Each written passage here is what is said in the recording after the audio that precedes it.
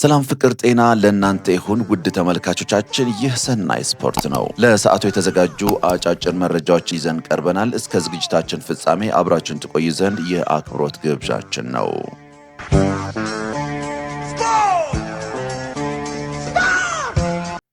ኢትዮጵያ መድን ከፒራሚድስ አቻ ተለያየ። የካፍ ሻምፒዮንስ ሊግ ቅድመ ማጣሪያውን እያደረገ የሚገኘው ኢትዮጵያ መድን ከግብፁ ክለብ ፒራሚድስ ጋር አቻ ተለያይተዋል። በሜዳው ማድረግ የነበረበትን የሁለተኛ ዙር የመጀመሪያ ጨዋታ በግብፅ ያከናወነው መድን ጨዋታውን 1-1 አጠናቋል። የኢትዮጵያ መድንን ግብ ብሩክ ሙልጌታ ማስቆጠር ችሏል። የመልሱም ጨዋታ በግብፅ ካይሮ የሚያከናውን ይሆናል ተብሏል። የባለፈው ዓመት የኢትዮጵያ ፕሪሚየር ሊግ አሸናፊው መድን በመልሱ ጨዋታ ውጤት ከቀና ወደ ምድብ ድልድሉ ይገባል ተብሏል። አርሰናል መሪነቱን ያጠናከረበትን ድል አሳካ። በዘጠነኛ ሳምንት የእንግሊዝ ፕሪምየር ሊግ መርሃ ግብር በሜዳው ኤምሬትስ ክሪስታል ፓላስን ያስተናገደው አርሴናል 1-0 አሸንፏል። የቀድሞ ክለቡን የገጠመው ኢብሪቼ ኢዜ ብቸኛዋን ግብ ከመረብ አሳርፏል። እንግሊዛዊው የአጥቂ አማካይ በሊጉ ለአርሴናል ግብ ሲያስቆጥር ለመጀመሪያ ጊዜ ነው። ድሉን ተከትሎ 7 ተከታታይ የሊግ ጨዋታ ያሸነፉት መድፈኞቹም ነጥባቸውን 22 በማድረስ መሪነታቸውን አጠናክረዋል። በተመሳሳይ ሰዓት በተደረጉ ሌሎች ጨዋታዎች ማንቸስተር ሲቲ ተሸንፏል። በቪላ ፓርክ አስቶን ቪላን የገጠመው ማንቸስተር ሲቲ 1-0 ተረቷል። በርንማውዝ ኖቲንግሃም ፎረስትን 2-0 በማሸነፍ በ18 ነጥብ ሁለተኛ ደረጃ ላይም ተቀምጧል። ወልቭስ ከበርንሌይ ያደረጉት ጨዋታ በበርንሌይ 3-2 አሸናፊነት ተጠናቋል። ቶትንሃም ሆስፐርስ ኤቨርተንን አሸነፈ። በኤቨርተን ሜዳ ሂል ዳንክሰን ስቴዲየም በተደረገው ጨዋታ ቶትንሃም 3-0 አሸንፏል። ተከላካዩ ሚኪ ቫንዴቬን 2 ግቦችን ሲያስቆጥር ፓፔ ማታርሳር ሌላኛው ግብ ከመረብ ማሳረፍ ችለዋል። ኤቨርተን በአዲሱ ስቴዲየም በፕሪሚየር ሊጉ ለመጀመሪያ ጊዜ ተሸንፏል። ከ9 የሊጉ ጨዋታዎች 17 ነጥብ የሰበሰበው ቶትንሃም ወደ 3ኛ ደረጃ ከፍ ብለዋል። ሪያል ማድሪድ የኤል ክላሲኮ አሸናፊ ሆነ። ሪያል ማድሪድ እና ባርሴሎናን ያገናኘው የውድድር ዓመቱ የመጀመሪያ ኤል ክላሲኮ በማድሪድ 2-1 አሸናፊነት ተጠናቋል። በሳንቲያጎ ቤርናቦ በተደረገው ጨዋታ ኪሊያን ምባፔ እና ጁድ ቤሊንግሃም የሪያል ማድሪድ የማሸነፊያ ግቦች አስቆጥሯል። ለባርሴሎና ፌርሚን ሎፔዝ ብቸኛዋን ግብ በስሙ አስመዝግበዋል።